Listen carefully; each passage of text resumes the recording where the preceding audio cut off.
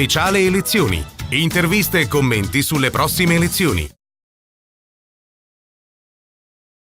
Bentrovati agli amici di Radio Veneto 1, un nuovo spazio di approfondimento dedicato a presentare i programmi e i candidati in vista delle prossime elezioni del 4 marzo.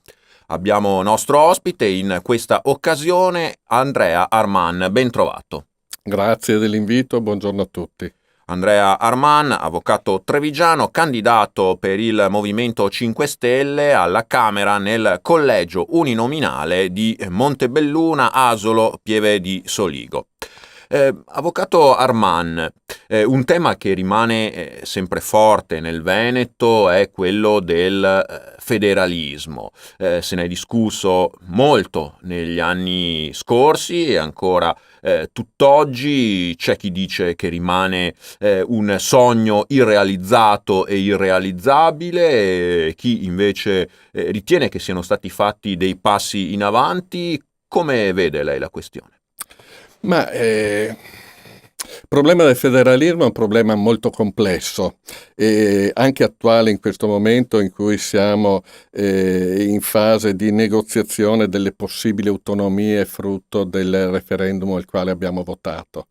Però ci dimentichiamo che nel Veneto di fatto si era specialmente realizzata una forma di federalismo antropologico, così definita dal professor Gangemi dell'Università di Padova, cioè una forma di auto-organizzazione della società veneta che non si sentiva perfettamente rappresentata ed integrata all'interno della struttura sociopolitica italiana. E le maggiori espressioni di questo federalismo come forma di tutela del territorio all'interno del Veneto erano proprio il sistema delle banche, il sistema del credito veneto. Il sistema del credito veneto nato su iniziativa del grande Luzzati, ebreo veneto, ebreo veneziano, e che si è sviluppato in territorio veneto ed ha mantenuto un rapporto fondamentale con l'economia e le famiglie di questo territorio sino a quando la scellerata volontà di Stato italiano ha distrutto il sistema delle banche popolari venete. E parlare di federalismo quindi è una realtà, ma è anche parlare del passato. Purtroppo abbiamo perso l'occasione per svilupparci in maniera armonica secondo quello che era stato il lavoro fatto dalle genti venete nel corso dell'ultimo secolo e mezzo.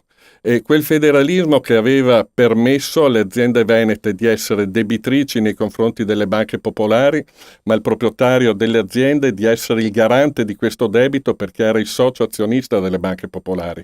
Quindi un sistema incrociato, straordinario ed unico che c'era su questo territorio. Oggi è stato distrutto per volontà, per precisa volontà dello Stato e del sistema finanziario internazionale che non tollerava l'anomalia di due banche popolari grandissime, la settima e la nona, che fossero amministrate da gente nominata dai proprietari, e quei proprietari non erano nient'altro che la piccola borghesia veneta, i commercianti, i professionisti, cioè tutti quei soci che attraverso il meccanismo del voto capitario riuscivano ad esprimere un'amministrazione che non poteva essere piegata ai voleri della grande finanza internazionale.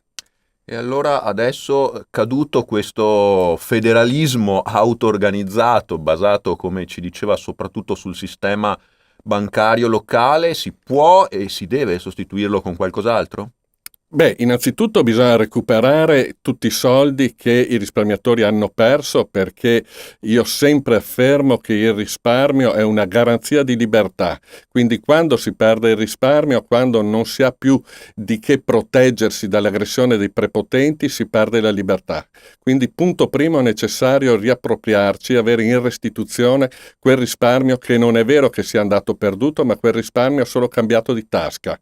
Non è più nella tasca dei risparmiatori veneti e nelle tasche della grande finanza.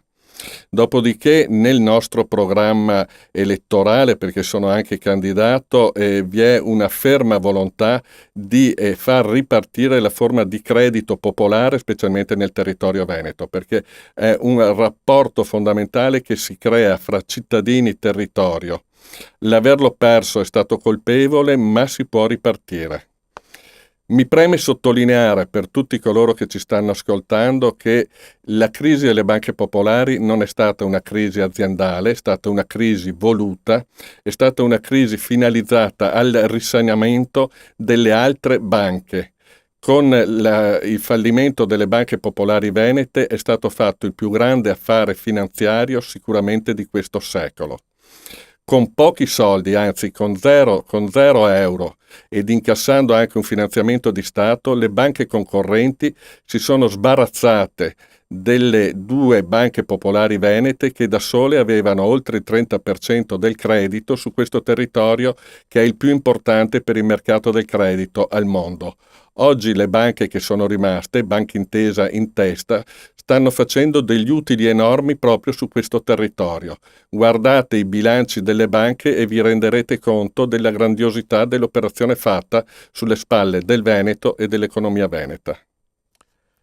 Grazie ad Andrea Arman, candidato per il Movimento 5 Stelle nel collegio uninominale di Montebelluna per la Camera dei Deputati. Grazie di essere stato nostro ospite. Grazie a lei, un saluto a tutti. Grazie anche da parte mia a tutti voi per averci seguito. Vi rinnovo l'appuntamento con i prossimi spazi di approfondimento dedicati alle elezioni politiche 2018 sui canali di Veneto 1. Speciale elezioni. Interviste e commenti sulle prossime elezioni.